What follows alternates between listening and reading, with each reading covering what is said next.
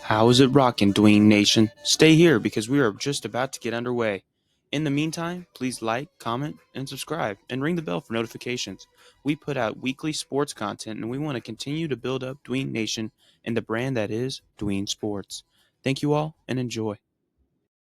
Welcome in, Dwayne Nation. This is your host, Justin Paez, alongside Genoa Agudelo, and we have a guest today, Brayden Acker. He is my roommate and resident Broncos fan in the building to talk about what Week 5 was, our reactions, our takeaways, and analysis on what it was and how it affects us going forward in fantasy football and just NFL wise. But before we get going today, Genoa and Brayden, how are you feeling today? Doing all right. It's good to be here. I'm excited. I've heard a lot about Dwayne Sports and stuff, and I'm excited to kind of chat with y'all about some upcoming stuff. So, yeah, Brayden, nice to have you in. Dewey Nation, nice to see you guys again. Justin, good to see you, my brother, and I'm so excited for this episode, man. I always love when we have guests, Justin, so we can get other people's opinions here. Obviously, Brayden is a Broncos fan, and so I'm excited to hear what he has to say about his Broncos. Our Texans are doing good. It's like our Eagles kind of hanging in there, and so hey, we're having a good season so far. Yeah, no, I'm very excited to see what Brayden has for the Broncos and for our takes as well. Knowing that the Broncos are finally doing something with the Bo Nix era has begun on a good note. But let's start with the takeaways, and I'll start with my top takeaway of the week by far, and it was that the Washington Commanders look so darn impressive. I know they're playing the Browns, but the takeaway kind of lies in the fact that as an Eagles fan, it's hard to say, but I'm fairly confident that the Commanders, as the team that we're seeing right now, will win the NFC East. They just continue to ball out. Jaden Daniels is looking like the offensive rookie of the year, very clearly. Terry McLaurin is finally has his quarterback to start playing really well. Brian Robinson put up 2 touchdowns on being injured last week. Austin Eckler looks good. The defense allowed, Cleveland to 6 points last week? 13. They had a garbage time touchdown. But the Commanders just look great. Dan Quinn and Cliff Kingsbury are putting stuff together that we didn't think would happen this quickly, or some didn't think at all it would happen. So super, super excited what they have, and I think they've looked the best out of all NFC East teams. And besides the Vikings, you could argue they look the best in the NFC. Yeah, Justin, I actually like, what the Commanders are doing there. Their offense is looking amazing there. Jane Daniels is definitely the rookie of the year. All he has to do is play the rest of the season. He has that on lock. yeah, I agree. I like especially what you said about Jaden Daniels, bro. I mean, he's looking like rookie of the year already. He's got so much potential.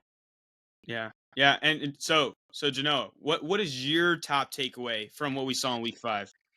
I'm going to go with Cincinnati's. They're still a good team, but their offense is they're still going to be elite all year. And, going into the season, Justin, we're a little concerned about, they lost Joe Mixon to my Texans. And how is this offense going to move the chains? Obviously, they have Jamar Chase, and, what was going on with T. Higgins? They seems to have put a patch on that and kind of fixed things up with T. Higgins. He looks to be, when he's healthy, he's a great wide receiver too.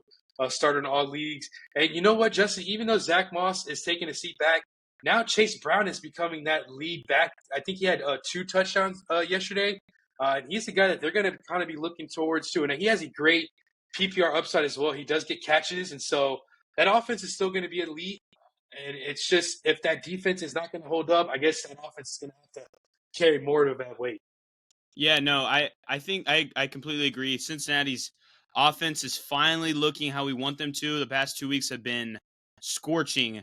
And so I think that's a great kind of pick there as a takeaway for what we saw in Week 5. Brayden, what did you think about the Bengals?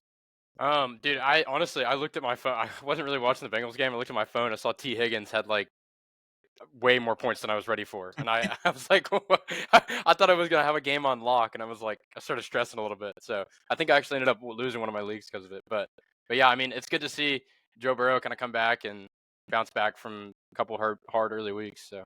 No, I completely agree. And on a week where Thursday night we saw Kirk Cousins put up 500 yards, 4 touchdowns, and in fantasy be outscored by Joe Burrow somehow. It's kind of Yeah. crazy to think about. When he put up 395 touchdowns, so crazy game there. Moving to Brayden, obviously your team is on a win streak. They put up a ton of points this week. Bo Nix actually had a pretty solid fantasy week. For one, do you believe in the Broncos? And kind of what's your outlook on this team rest of the season? Yeah, I mean, we're just, gotta kind of knock on wood when you say it, right? I mean, and, Yeah. two is a coincidence, three is a pattern. So, kind of hoping we can stick with that. Just kind of looking back a little bit, the first 2 weeks, I mean, he threw 2 picks each. Um, and we haven't had a pick since then. Again, knock on wood. I mean, we need to kind of wait. I think a lot of people are really kind of hyped about it, which makes me hyped. But we also need to kind of pump the brakes and make sure we're still riding it out. But I mean, honestly, man, it's a great change of pace. Broncos Nation needed something. We needed some life, and here it is. But I mean, he bounced back like crazy from those first 2 weeks. I mean, it didn't look great. Everybody was all down. He just came back with 117 passer rating. Over 200 yards in almost the 3 of his 5 games. I mean, it's looking great. Javonte Williams, talk about that guy. I mean, talk about grit, man. He's coming back and working hard. So, but yeah, I'm just kind of looking forward to see what the other weapons the Broncos can bring up. And I mean, we can address the elephant in the room of PS2 getting that 100-yard pick six. So, Yes, sir. it's great to see the payday come through. But yeah, what do y'all No, think? I mean, Pat Surtain has been locking people down all season long.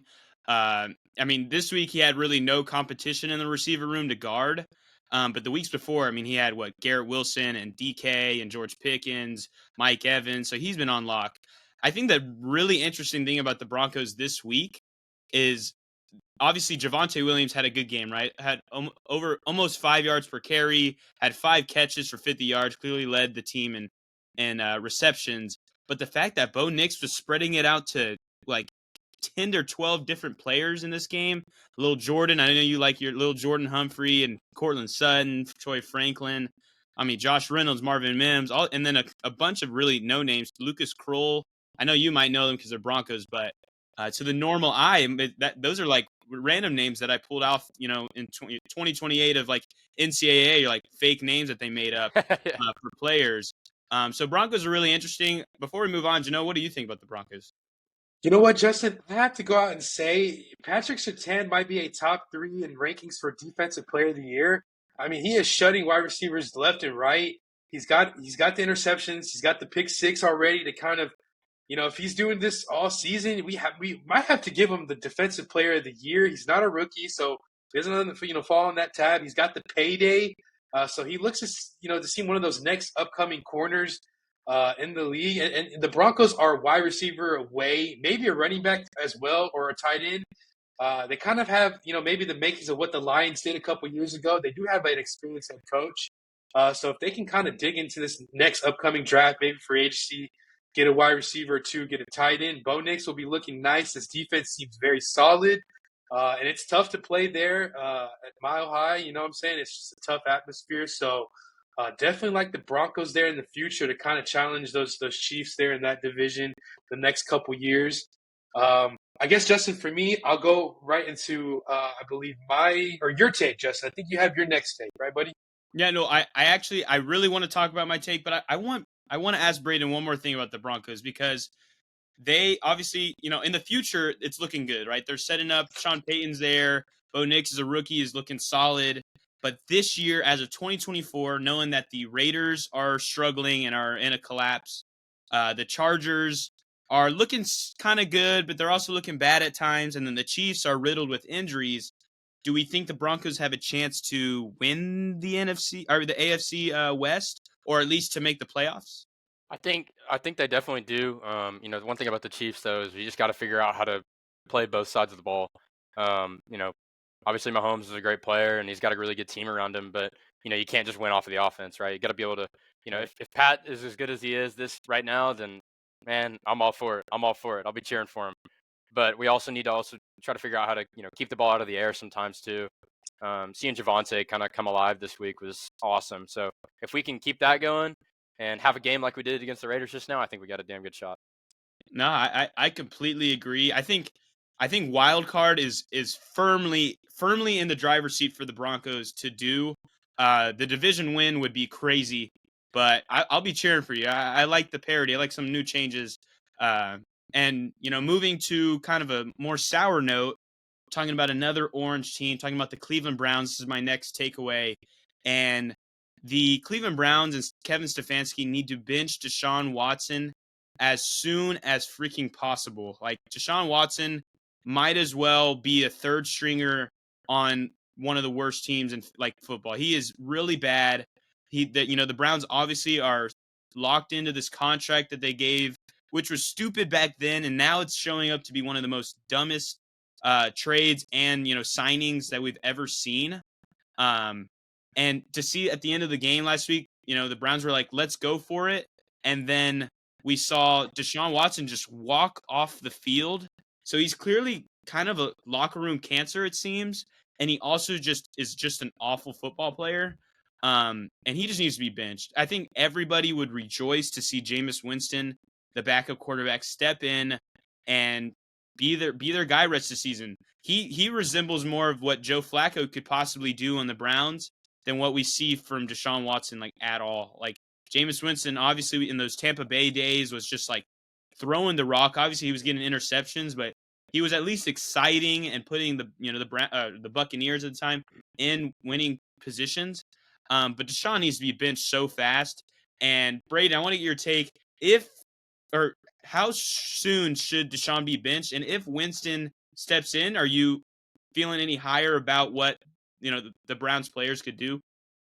Yeah, absolutely. I mean, I think the Browns really do have a lot of weapons that they can use. I mean, we've got Jerome Ford, we've got Pierre Strong, Amari Cooper, Jerry Jeudy, my boy.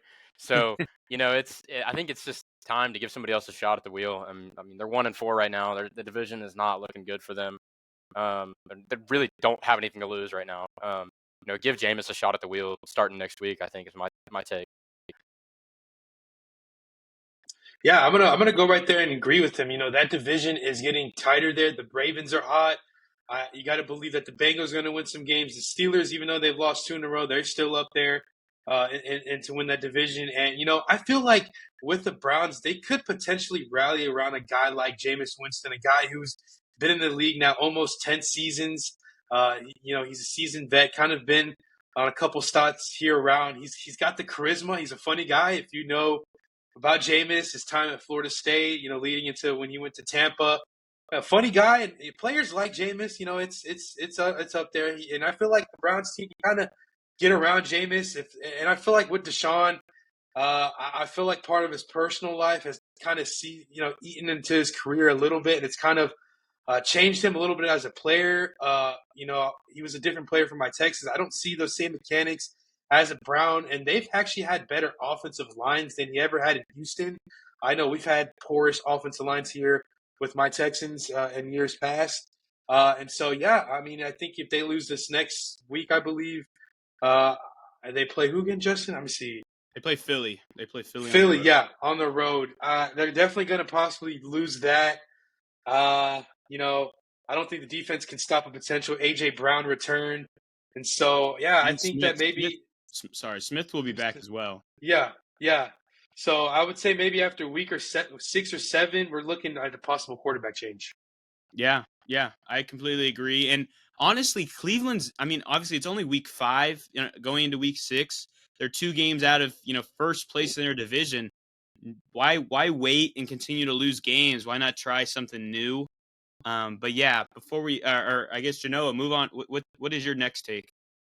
Yeah, so my take is, last year, Lamar Jackson won the MVP, and going into this year, I had Patrick Mahomes being the most dominant player in football and winning a unanimous MVP. And as well as Josh Allen, he had a hot start to the season. But guys, at the end of the day, Lamar Jackson is just still the MVP. He's doing it with less help there. His best target right now is Zay Flowers. Not to mention that, yes, Mark Andrews had a little bit of a better game, or actually his best game of the season. He's been struggling all season, and the fact that the Ravens were able to go on the road, beat Dallas, come next week on Sunday Night Football, destroy the Bills, and then this week, survive. Obviously Evan McPherson missed a field goal to win the game. It's just Lamar Jackson was still able to push and go into Cincinnati against, like I mentioned earlier, high-powered elite offense and outduel them. They have Jamar Chase and T. Higgins. Lamar doesn't really have anybody too impressive there that we're actually starting. We're not even starting. Mark Andrews no longer in fantasy leagues, Justin. Zay Flowers is still being started, but he's not a wide receiver one. He's more viewed as a flex option, really, now this year. But he was able to come out and have a good game. And Lamar Jackson is so elite with his rushing abilities. And so he's going to need to be that guy this upcoming week when they host the Commanders and hot, Jaden Daniels and that hot, Washington offense that's on fire. He's going to, once again, have to outduel Jaden Daniels because that Ravens defense has not been, as solid as years before. So Lamar Jackson is, possibly, besides Mahomes becoming, that title of best quarterback in the league because he is winning football games, despite their slow start. Yeah, what do you think on that, Brayden? Honestly, just kind of if we're touching on the Ravens a little bit, man. Derrick Henry, bro, he's looking great. It's good to see King roll back around. But like you said, I really agree about Lamar Jackson as well. He's just having a heck of a year. Being able to put the ball in the air and then take it on your feet is crazy. It's awesome, man. Love to see it. Yeah, no, I think honestly the fact that this team started out 0-2, they were both one possession games. Obviously, the Raiders one looks more ugly than the Chiefs one, but they were very close in those games. Obviously, the first game they were an inch away from tying the Chiefs and almost winning that, and then they lose to the Raiders in weird fashion, and then they go on this 3-game win streak. Two of them were really emphatic. They were dominating. Obviously the Cowboys came back, but they were dominating that game. And then this one, they come back on the road in Cincy. I think he is already back. He's back in that MVP conversation that you're mentioning. So I think that's great there. Brayden, moving to your takeaway on, I believe we're talking about the Jets now, right? What is your take on how they look this week and what they need to fix? Honestly, I've loved Aaron Rodgers. He's been in the league for a long time, but looking back at this game, sure, we'll talk about how good Minnesota's defense might look in a lot of these games. They're giving up, maybe the third or fourth fewest yards for receivers per game. But 3 picks on 54 attempts from Aaron Rodgers it's a rough stat line. On a 54 passer rating. I don't think he's seen that low in a long time. Mm-hmm. Obviously, we didn't see him last year, but it is good to see him again coming off a crazy injury like that. But also just kind of touching on the rest of the weapons on the Jets. We haven't seen a lot of explosiveness from Breece Hall off the line. Garrett Wilson obviously is wide receiver one without a doubt in that locker room, and then Tyler Conklin's had some good bounce backs. But other than that, you've got Lazard, Mike Williams, and then Braylon Allen has been jumping around a little bit more. But other than that, I really feel like they're so limited on their offensive side of the ball. So I don't know. What do y'all think? What do y'all think should go on there? I think, obviously the talk of the town is the Davante Adams trade kind of looming around. Obviously, former, teammate with Aaron Rodgers. I think that would change a lot of things because right now it's honestly, Garrett Wilson did have a big game in London this past weekend, but prior to that, he was struggling. And they would rely on Alan Lazard at times, but he's inconsistent. Mike Williams is just old, and I think he's kind of washed. And then you to me, you're kind of in trouble when Tyler Conklin might be your second weapon in the offense. And then the fact that Breece Hall is struggling, it's kind of strange to see. Obviously, it was a top 5 to 7 pick in drafts. So what needs to change to me, and I think it would change a lot, is if Davante Adams joins the picture.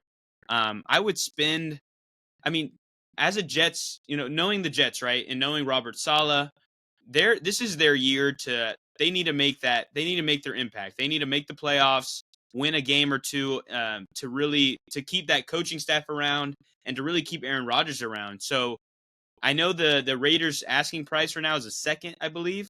Just do it. Just do it for, give your, next year's second round pick, get Davante Adams, and then the offense will really open up, I think, moving forward. I think the offensive line is average to subpar, but I don't think you can really fix that at this point in the season.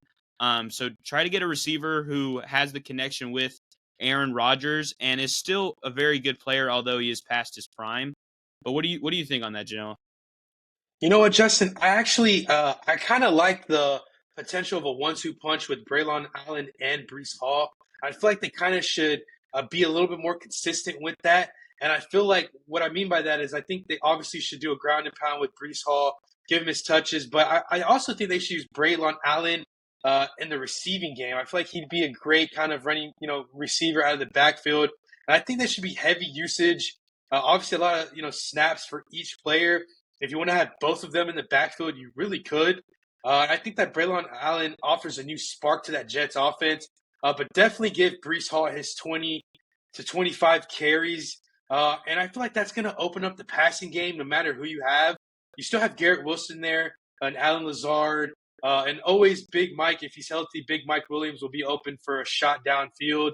And Tyler Conklin has the potential to be a pretty decent tight end there for those Jets. So I really feel like they should kind of just run through the running backs there. I know Rodgers wants to kind of show that he still got it, but I just feel like they need to kind of just relax, kind of ease through the running game. If you want to give handoffs to Braylon Allen as well, you can, but kind of just develop a running game. And I think like it's gonna open the offense up, whether you get Devontae Adams or not.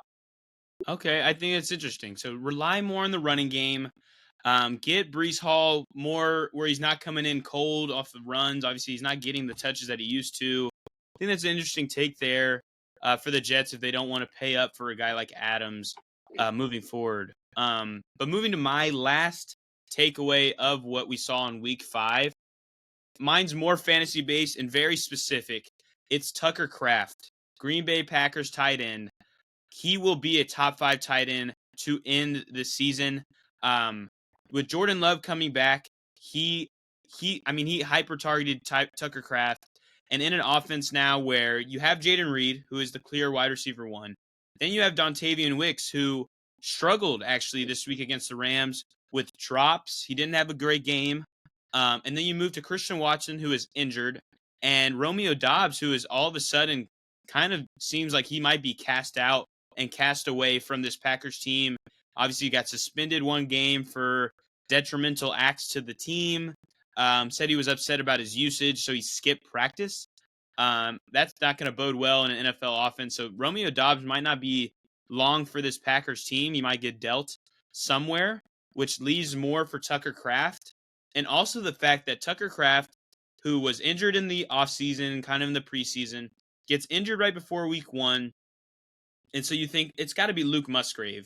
But then Tucker Kraft returns from injury and usurps Luke Musgrave right when he gets into this game, or gets back onto the field. And now looking at Tucker Kraft, who's had 2 straight good games, a breakout game this week with 2 touchdowns against the Rams. In this offense, I think it's going to continue to be Jaden Reed, and now Tucker Kraft is the next guy up. But what do you think on it, Genoa? You know what, Justin? I love Tucker Kraft. Earlier this year, I think I had was it Musgraves as a potential guy, and we weren't really looking at Tucker Kraft. But now it's the other way around. It's Tucker Kraft, and he's actually looked phenomenal there. He had, a touchdown outside of 50 yards yesterday. And so he is a guy that Jordan Love's going to look at as he's going to definitely take up, Dobbs' usage there. Dobbs potentially could be gone there. And Watson's going to be out for a couple more weeks, I believe. And so it's going to be Tucker Kraft, Wicks, Jaden Reed. And it's kind of sad to see Dobbs act that way. I feel like he still had potential. He should have just gave it the rest of the season or two. But Tucker Kraft's a guy that's definitely looked as the best tight end so far. He's pretty much outscored Kelsey and Laporta and Andrews, maybe Kittle. Probably not Brock Bowers, but, Justin, I guess Tucker Kraft as one of our better fantasy tight ends on fantasy seasons, not what we had on our predictions, but I believe that he will probably, end the season as definitely a top 3 tight end if he stays healthy. Wow. All right, what do you think on it, Brayden? I like the take, man. I mean, Tucker Kraft looked great this game. I mean, 4 big catches, 88 yards, 2 touchdowns is great especially for a guy that's coming off some history for injuries and stuff. But it's also good to just see the Packers just kind of be able to rotate the ball around. I feel like in the past we've really only seen them take it on the ground or get over to Jaden Reed or something like that. So it's good to see them kind of disperse the ball elsewhere. Jordan Love looked pretty good. But yeah. Yeah. No, I mean, and the fact that the tight end position this year has kind of been a wasteland. There's been no exciting pieces. Most of the top tight ends have been busts thus far. Like Mark Andrews is just about droppable. Sam Laporta has struggled and unfortunately got injured, and then Kelsey, who is he's on right now. As of right now, as we're recording on Monday night, he's actually doing good thus far. But prior to this week, it was really bad from Kelsey. So, I mean, Tucker Kraft has already vaulted himself into the tight end 4 on the season. So I think that's something that will continue rest of year. But to close out, Genoa, give me your last take. Yeah, and I'm going to talk about my beloved Houston Texans. Everybody knows here that I love my Texans. And you know what? We're 4-1, but Justin, there's some people I'm hearing out there that I talk to. They're not really pleased with the Texans. I don't think from a fantasy perspective there. You know, CJ Stroud, he hasn't had those wow moments. Let me rephrase that. He hasn't had those wow fantasy performances. He's led 2 game-winning drives in the past 2 weeks. And a lot of people they're pretty much worried about the Texans and how we've almost lost the Jags last week and how Buffalo could have beat us yesterday. You know, CJ Stroud had a late fumble in the red zone, and I think Buffalo could have capitalized on it. But, Justin, I just want my take to be to everyone out there to just relax on my Texans. Be patient. They're still a young team. Will Anderson, our defensive leader, he was just drafted last year along with our star quarterback, CJ Stroud. You know, Nico Collins, you know, he is taking the league by storm. He is kind of nicked up on an injury on that touchdown, but he's also a young star receiver. Our team is young. Our coaching staff is young. Bobby Slowick, D'Amico Ryans are very young head coaches in this league. It wasn't long ago where D'Amico Ryans was playing. And so we're just an overall young team. We're the youngest franchise in the NFL. We're just a young team, and a lot of people are very frustrated with how we've been kind of performing. And I just say as long as we can block CJ, we can really win any football game. I do think from a fantasy perspective, you know, we don't have Joe Mixon, who had a dominant week 1. Nico Collins is top, 3? I think he's leading the league in receiving yards. Maybe he's probably 2 right now. And I know a lot of people want CJ to throw 4 or 5 touchdowns like he did last year against Tampa and Cincinnati. He had great fantasy games, but those days will come. The Texans, you know, they are 4-1. They are leading the division. We are playing, you know, one of the toughest schedules in this league. We do have to go to New England this week, and then the week after that, we have to go to Green Bay. Those are 2 tough matchups there. I don't care what the records you look at, both those teams, those are 2 tough atmospheres to play in. And I just say be patient. Eventually, we will be like the Chiefs. We'll be dominant.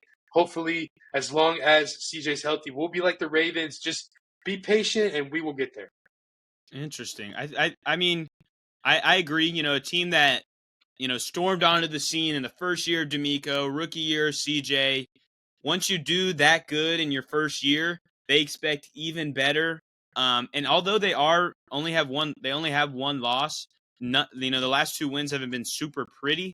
And then obviously the blowout loss to the Vikings. But I agree. I think some of it is that Joe Mixon is out, and they have not had a efficient rushing game for 3 weeks because Cam Akers is not that guy. But with Nico Collins, he came down with a little hamstring injury. They said he's day to day, so he should be fine for next week. But I agree. I think you need to be patient a little bit. I do think that CJ's fantasy value rest of season is a little capped. I think a lot of people had that high hopes that maybe he would, you know, lead the league in passing touchdowns or passing yards. I don't think that's going to be the case this year, even with the receivers that he has. But I do think it will be better. So I agree. Patience is the virtue here. What do you think, Brayden? I really agree with what y'all are both touching on. Cam Akers and Ogunbowale both kind of step up into a position that's really hard to fill. Joe Mixon had a great, week couple weeks coming in. But it's a big shoes to fill, right? So give him a little credit there for being able to step up, especially Ogunbowale coming in with six catches and 57 yards. I mean, big from a guy that, comes off of playing running back 3 behind these other 2 guys. But CJ, I mean, 28 for 38, 330 yards, but still not the fantasy performance we're kind of looking for. Yeah, no, I mean, it'll get there. It will get there. And Tank Dell's kind of been the victim of it all. He hasn't had any good games in fantasy this year.